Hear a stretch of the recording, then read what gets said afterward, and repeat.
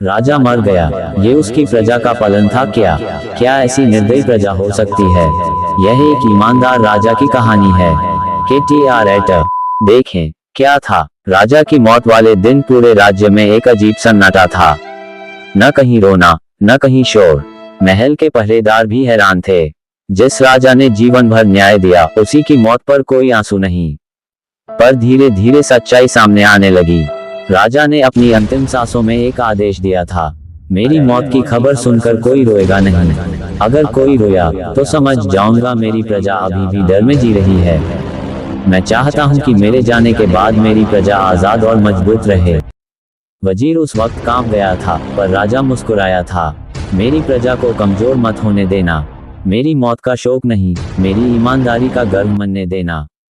असल में राजा कई महीनों से बीमार था, लेकिन उसने इलाज नहीं करवाया, क्योंकि राज्य का खजाना खाली था। KTR एटर वह चाहता था कि पहले प्रजा की जरूरतें पूरी हों, फिर उसकी जान की बारी आए। राजा के मरने के बाद महल के बीचों बीच उसकी एक चिट्ठी रखी मिली। उसमें लिखा था, मेरी प्रजा, अगर तुम मेरी मौत पर नहीं रोओगे तो समझूंगा कि तुम मजबूत हो चुके हो। जब तुम मेरे लिए महसूस करोगे, तब रोना नहीं, मेरी तरह ईमानदार बनना। यही मेरे जीवन का असली पालन है। ये पढ़कर पूरा राज्य खड़ा हो गया। किसी ने आंसू पोंछे, किसी ने आसमान की ओर हाथ जोड़ दिए। राजा की मौत पर जो सन्नाटा था, वह निर्दयता नहीं था, वह राजा के आदेश का सम्मान था। और आखिर में सब समझ गए।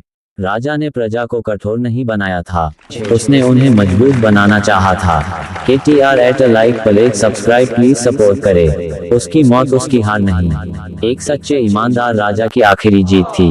कैसी लगी हमारी कहानी?